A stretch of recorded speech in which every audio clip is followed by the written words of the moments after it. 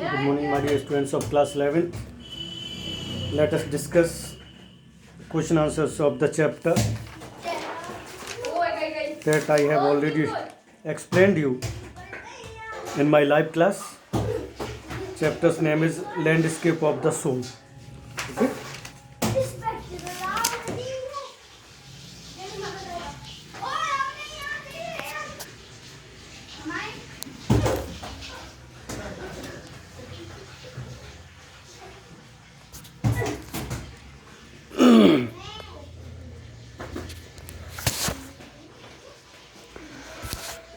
Question first. Who was Bu Daoji? As I had told you in the live class, Bu Daoji was a painter who lived in the 18th century. Bu Daoji was the painter of 18th century. Sorry, 8th century. 8th century. His last painting was a landscape commissioned by the Tang Emperor Zhuangzhou.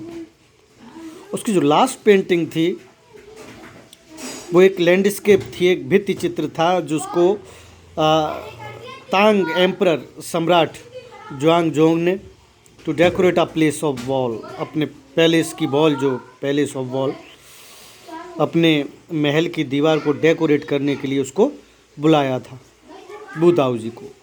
तो he was the painter of 8th century. He was summoned by the Tang emperor जुआंगजू to decorate a palace wall.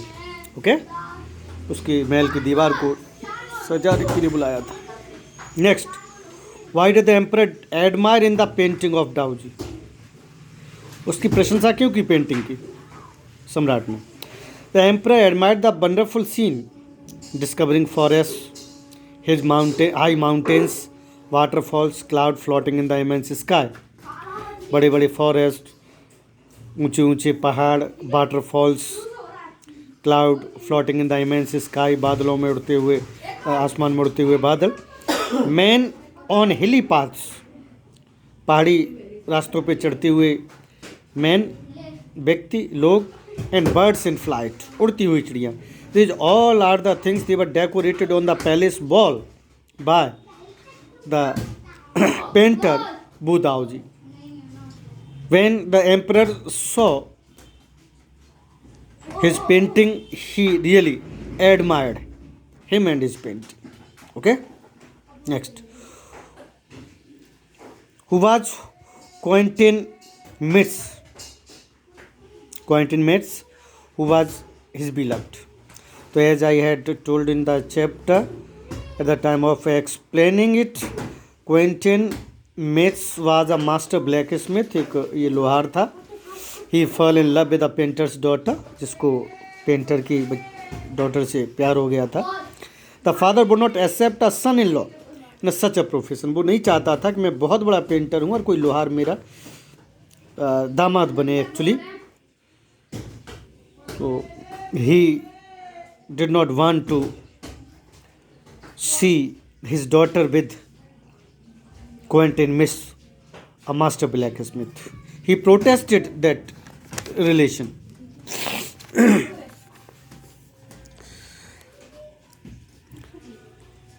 What is the difference between the emperor's perception and the painter's outlook?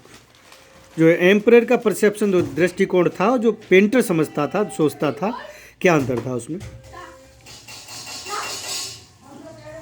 You know, the emperor appreciates the outer appearance of the painting. जो painting के outer appearance, बाहरी रूप से देखने में जैसी लगती तो उसको अप्रिशिएट किया. But the artist reveals to him the true meaning of his work. Artist ने बताया कि वास्तव में उस पेंटिंग का मतलब क्या है. The definition of painting is not only this, the painting is very beautiful, but the real और hidden meaning of the painting is different. That could be only understood by a painter. केवल एक painter ही उसको समझ सकता. What the soul of the landscape और the painting he has made painted. The painter's outlook is different from the emperor's perception. Emperor के दृष्टिकोण से पेंटर का आउटलुक डिफरेंट है पेंटिंग के बारे में। एम्परर उसको नहीं समझ सकता, वो केवल उसकी अप्रिसिएट उसको कर सकता है, अप्लॉज कर सकता है उसको, लेकिन पेंटर जानता है इसका मीनिंग क्या है। Okay, next, which third element is often overlooked while discussing the concept of Sansui. Sansui के कंसेप्ट में थर्ड जो कंसेप्ट है उसको क्यों ओवरलुक कर दिया जाता है? Okay, the middle void where the interaction between yin and yang takes place in often overlooked. Yin and yang, both the things I have explained in the chapter. तो इनका जो इंटरेक्शन है वो ओवरलुक किया जाता है। This can be compared with the yogic practice of pranayama. ये जैसे यौगिक प्रैक्टिस प्राणायाम की प्रैक्टिस होती है, उस प्रैक्टिस से इसको कंपेयर किया गया है, इन एंड यांग को। Okay, this is type of painting like in the form of masculine and feminine. Now it is very important question, you must give your entire attention. Who is Nek Chand? Nek Chand is the creator of rock garden at Chandigarh. Chandigarh का जो rock garden है वो नेक चंद ने ही बनाया है, नेक चंद ने। Years ago the little patch of jungle that he began clearing to make himself a garden. कई सालों पहले एक छोटा सा जंगल साफ करके उन्होंने उसको गार्डन की शक्ल दी। स्कल्प्टेड विद स्टोन, उस पे जो है पत्थर ला के वहाँ पर रखे उन्होंने। And recycled materials is known to be built today as rock garden. उस पत्थरों पे जो कलाकृतियाँ उन्होंने बनाई, that is known as rock garden today nowadays. आजकल उसको रॉक गार्डन के नाम से जानते हैं। Okay, next, what the biggest reward according to Nek Chand. सबसे बड़ा रिवार्ड क्या होता है? According to Nek Chand, the biggest reward is walking through the garden and seeing people enjoy his creation. उनके लिए, for neck Chand, it is the biggest reward when people pass through the garden and they C those beautiful things and they enjoy his creation and they talk about the beauty of those rocks and the garden is the real award for him. ये उसके लिए real award है कि लोग उसकी कला की प्रशंसा करते हैं, उसके बारे में बात करते हैं, उनको मज़ा आता है देखने में। He enjoys the moment a lot when people praise his sculptures. जब उसकी कला को, उसकी जो रॉक गार्डन पे उसने चित्रकारी की है, उसको जब लोग प्रशंसा उसकी करते हैं, when they applause his painting और ड्राइंग और rock gardens beauty, then he becomes very glad and feel very proud.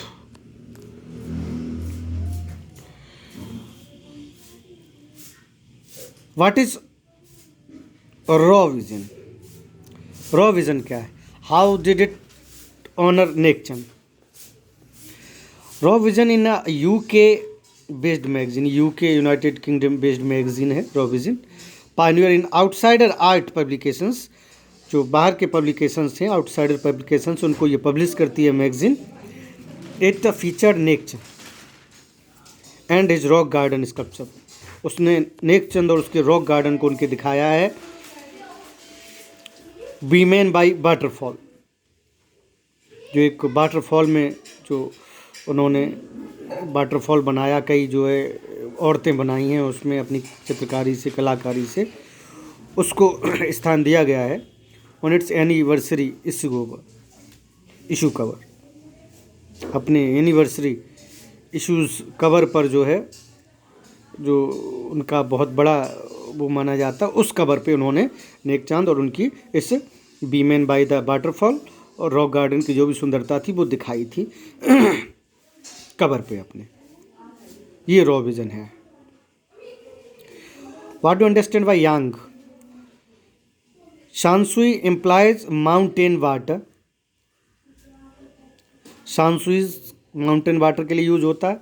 The mountain is यांग, मैंने बताया था आपको अभी। ये पुल्लिंग जो होता है वो माउंटेन के लिए आता है, ये यांग है।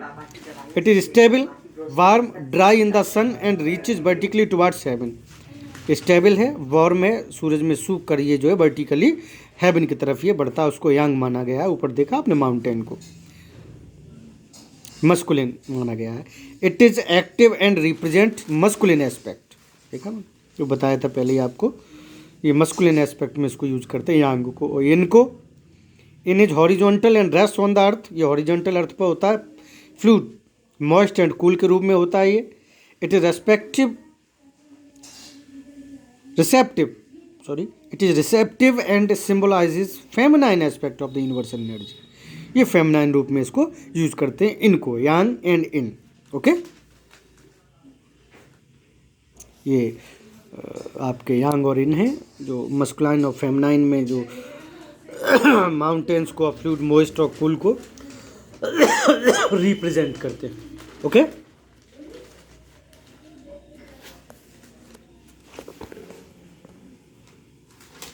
have a clear look on these questions. You are supposed to note them down in your English notebook, and after completing this work you are supposed to send it speak to me on my personal WhatsApp number so that I could check it. It is your home assignment. Okay, you could see it clearly. I am trying my best to make you understand about this question and answers.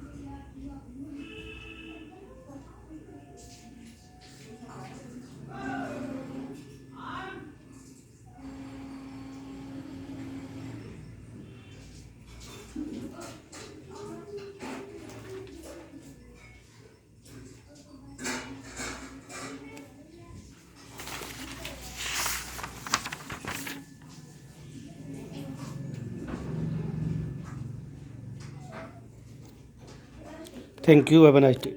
God bless you.